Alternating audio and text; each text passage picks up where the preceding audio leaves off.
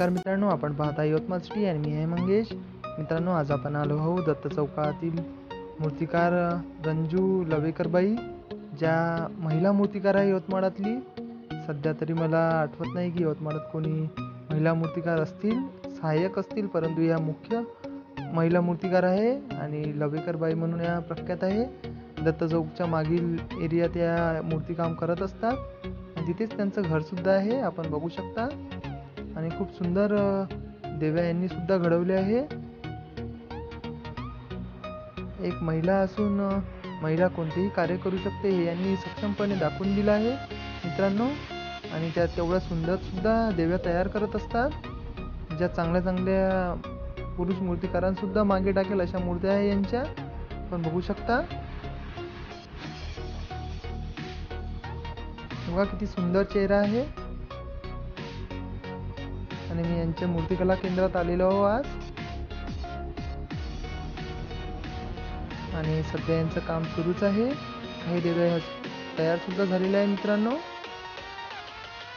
हे बघा, बघू शकता आपण सिंह. यवतमाळात आपल्याला वेगवेगळ्या प्रकारचे सिंह आणि देवींचे चेहरे बघायला मिळतात मित्रांनो.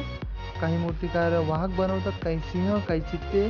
आपल्या परीने ते मूर्त्या घडवत असतात आणि त्यात वेगवेगळी आपापली कला ओतण्याचा प्रयत्न करत असतात. त्याचप्रकारे लवेकरबाई सुद्धा आपल्या कला जपली आहे आणि खूप सुंदर कला आहे त्यांची. हे बघा, ह्या देवी तयार झालेली आहे, हे दाखवतो तुम्हाला. हे बघा, हा सिंह आहे आणि देवीचे चेहरे खूपच छान आहे यांचे.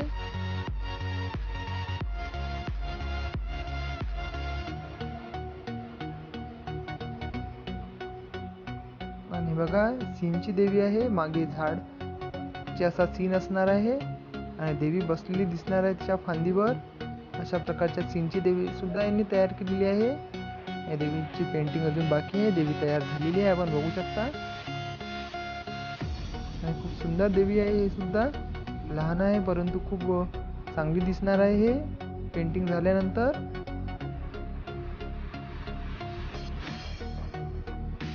आणि आता लास्टची देवी दाखवून देतो लवेकरबाई यांची मूर्तिकलेतील. बघा, हे कमळावर विराजमान देवी दाखवणार आहे. कमळ नंतर तयार करण्यात येतो मित्रांनो, देवी पेंटिंग वगैरे झाल्यानंतर. आणि आजचा हा व्हिडिओ कसा वाटला आपण नक्की कमेंट करा, लाईक करा, शेअर करा. मित्रांनो, आवडल्यास नक्की लाईक करा आणि शेअर करायला विसरू नका. धन्यवाद.